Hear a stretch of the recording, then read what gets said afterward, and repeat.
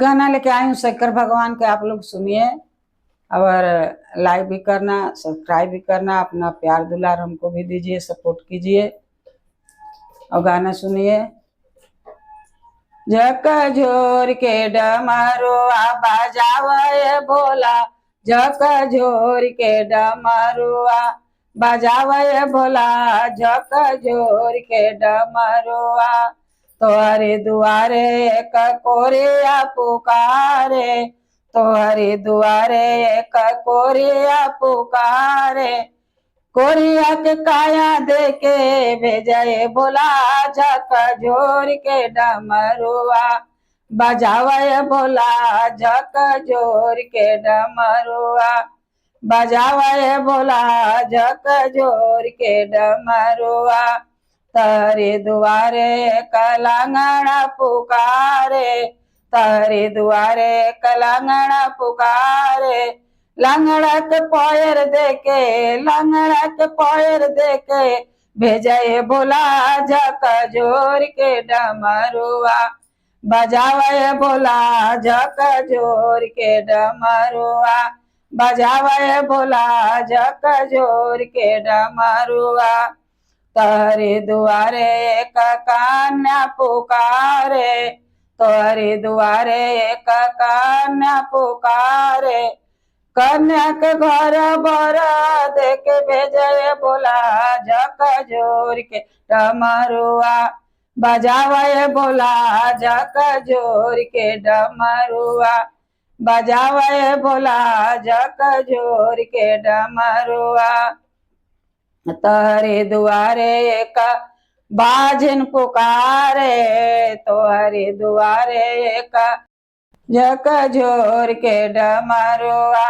बजावे बोला, झक झोर के डमरुआ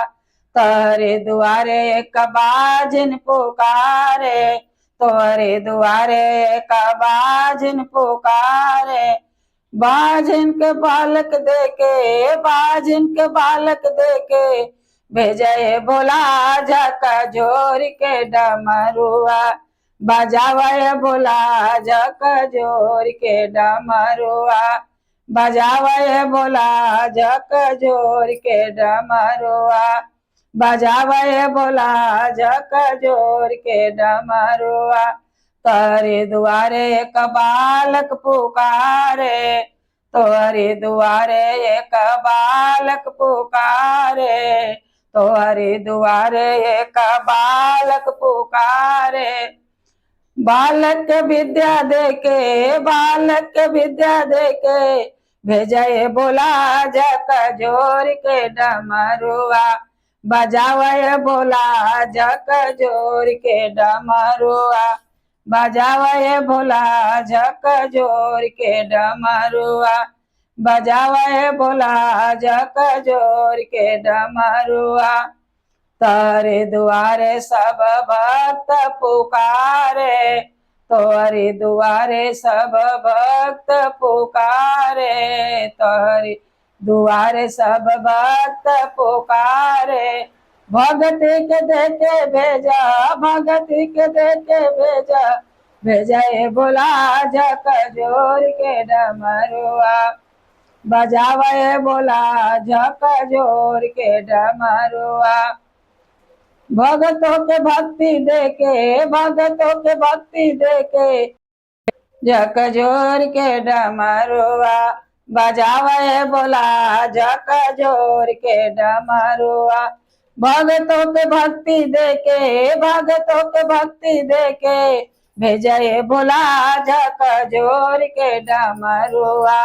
बजावे बोला, झक झोर के डमरुआ बजावे बोला, झक झोर के डमरुआ।